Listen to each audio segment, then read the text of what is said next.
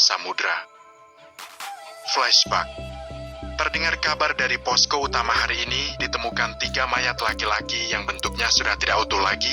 Dari 3 mayat yang ditemukan itu ternyata adalah petugas supporter atau guide para pendaki gunung.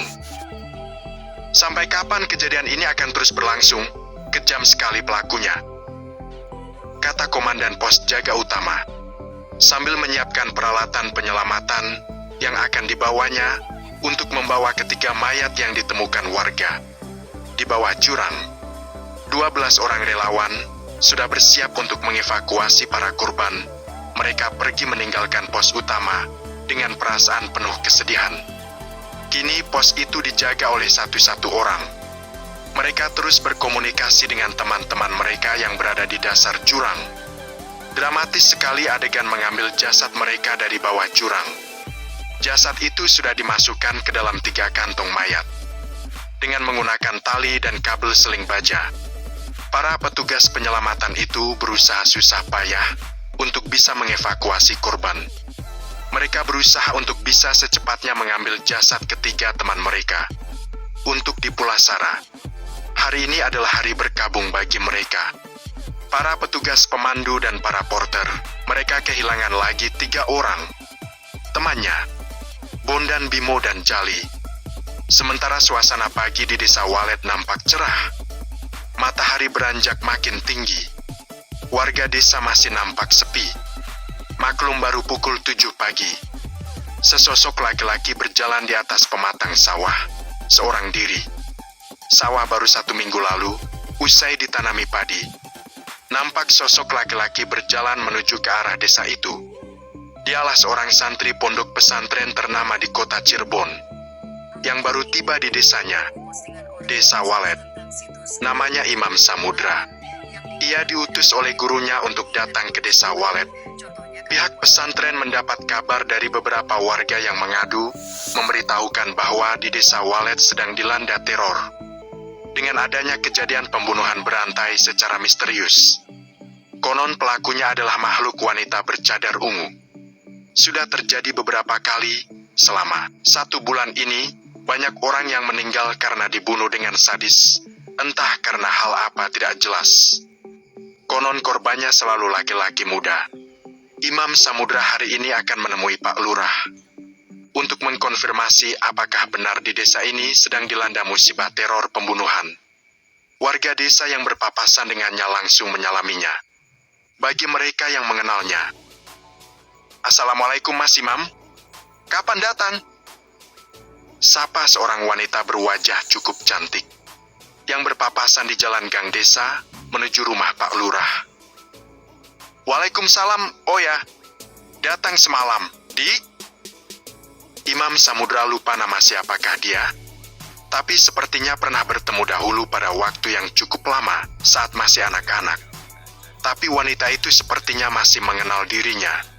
Ia berpakaian layaknya gadis desa, menggunakan kain panjang dan baju kain gamis corak warna hijau tua, lengkap dengan kerudung warna hijau muda. Gadis itu membawa perbekalan makanan untuk dibawa ke sawah. Kebetulan, hari ini masih ada yang menanam padi di sawah. "Mas mau kemana? Sepertinya dinas betul sih." Lanjut wanita itu, ia seperti sengaja berhenti di depan langkah Imam. "Oh iya, saya mau ke rumah Pak Lurah, maaf adik siapa ya?" Tanya Imam penasaran. Ia mengamati wajah wanita yang terus tersenyum menatapnya. Wanita teman kecilnya itu menggelengkan kepala. "Waduh, sudah tidak kenal dengan saya Lilis. Masa nggak ingat saya teman kecilmu, Mas? Saya anak Pak Lurah. Mas Imam mau ketemu Bapak ya? Bapak ada kok, belum berangkat ke kantor," kata Lilis sambil geleng kepala, karena sahabat kecilnya itu sudah tidak ingat padanya. Wajah tampan laki-laki bernama Imam Samudra itu terlihat tersipu-sipu malu. "Oh ya, saya baru ingat. Iya, kamu Lilis ya. Maaf ya, Lilis. Mungkin karena saya terlalu lama meninggalkan Desa Walet, sehingga saya lupa beberapa teman di masa kecil dulu." Iya, kamu anak Pak Lurah satu-satunya kan?" Lilis nampak ketus-ketus lucu, sambil kakinya bergerak-gerak salah tingkah. mimik wajahnya seperti kecewa. Tapi dia segera memakluminya. Imam Samudra adalah teman saat masa kecil saat mereka masih belajar ngaji di rumah Ajengan Arifin. Orang tua dari ayahnya Lilis, alias kakeknya Lilis yang sudah almarhum. Saat itu Imam kecil dibawa seorang pengusaha kayu ke kota. Setelah Imam kecil ditinggal wafat ayah ibunya akibat wabah demam berdarah 24 tahun lalu. Iya mas, saya Lilis. Kita berpisah sejak masih kecil terlalu lama ya. Aku nggak lupa kok, karena aku masih ingat kamu punya ciri khas tahi lalat di bawah telingamu. Hei, aku juga tadi merasa pangling mas. Tapi setelah melihat tahi lalat di bawah telingamu, aku langsung ingat bahwa kamu adalah Imam Samudra. Hei.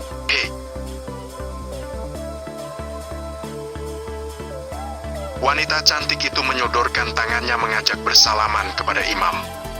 Imam Samudra menangkap tangan Lilis lalu membalas jabat tangannya.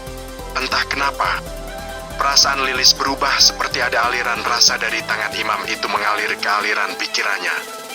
Lilis merasakan getaran rasa asmara. Ia suka dan merindukan jawaban yang sama dari Imam. Tapi sayang sekali dirinya harus segera pergi mengantarkan makanan ke sawahnya. Mari dilanjut saja mas, saya masih ada tugas mengantarkan makanan ini ke sawah. Di sana ada beberapa orang yang bekerja pada bapakku, kata Lilis sambil melempar senyum dan pamit pergi.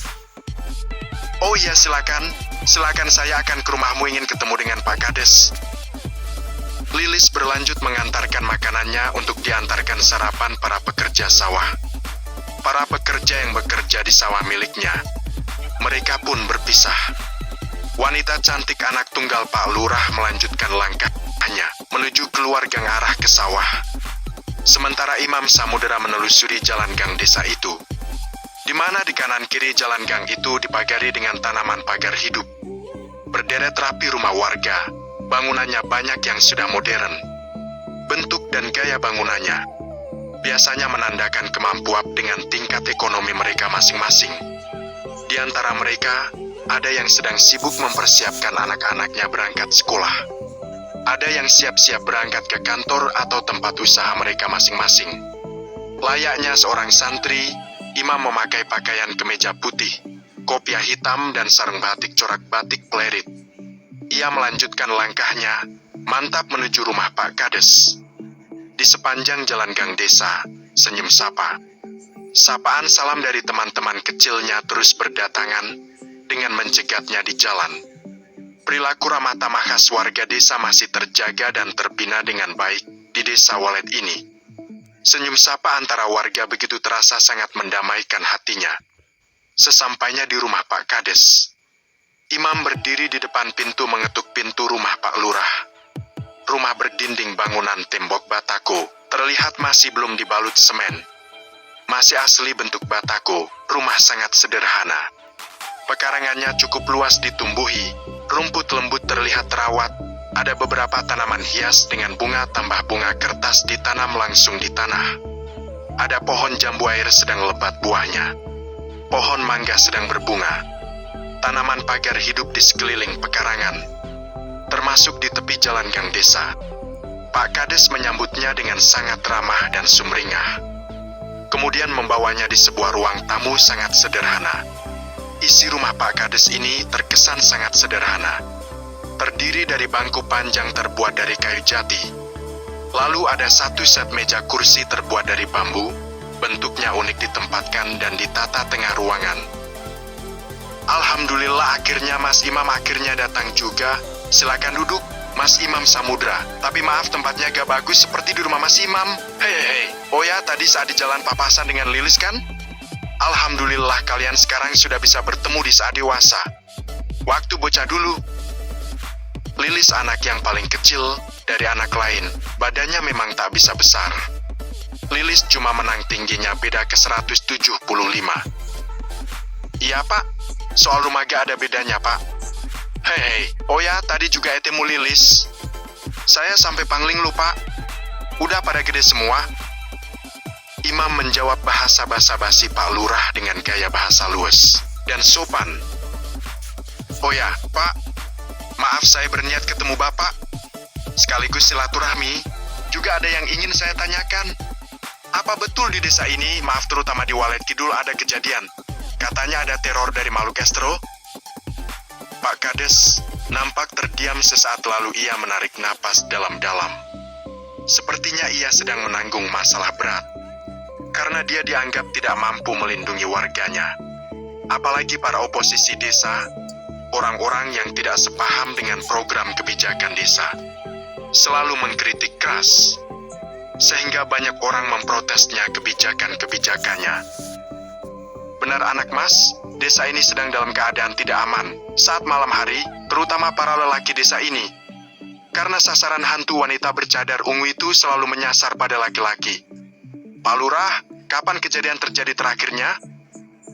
Tanya Imam Samudra kepada Pak Kades. Posisi duduknya berhadapan, terhalang meja kayu bambu. Sebenarnya saya hanya ingin beristirahat saja sih, Pak. Saya pulang kampung karena saya kangen suasana desa setelah 21 tahun saya tinggalkan. Oh ya Pak Kiai, titip salam buat Bapak. Pak Kiai mendengar laporan dari beberapa warga yang mendatangi pondok kami. Saat habis lebaran kemarin, katanya mereka membutuhkan bantuan Pak Kiai untuk mengatasi teror hantu di desanya. Akhirnya Pak Kiai menugaskan saya. Dikasih libur, pesan beliau saya disuruh menemui Pak Kades dan mencari tahu ada apa sebenarnya di desa ini. Begitu pesan beliau Pak. Pak Kades mulai menceritakan apa yang mereka alami selama beberapa bulan ini.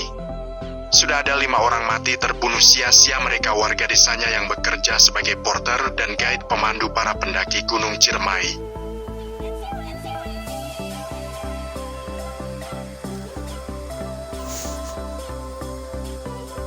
Malam Jumat mencekam. Bulan menggantung dengan sinarnya yang terang. Walau belum sepenuhnya cahayanya bisa menerangi dengan detail ke seluruh jagat. Di antara kisi-kisi